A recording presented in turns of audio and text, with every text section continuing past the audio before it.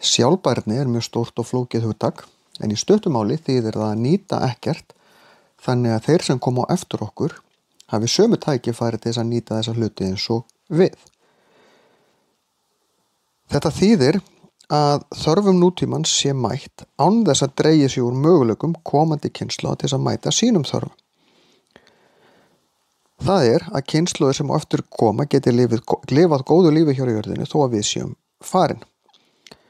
Það að allir jarðarbúar, óháð hvar þeir búa og hvar þeir eru fæddir, og að þeir geti mætt sínum þörfum, til dæmis fengi hreint vatn, fengi mat, húsaskjól, menntun og heilbrigðisþjónustu, án þess að ganga svo nærri auðlundum og lífríki jarðar að komandi kynslóðir geti ekki mætt þörfum sínum.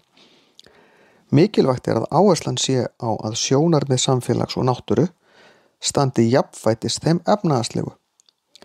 Samfélagið hjá okkur í dag á Vesturlöndum, þar á meðal Íslandi, eiginlega ekki sjálfbært. Við erum að kaupa of mikið. Þannig að við erum að ganga á auðlindir jarðar.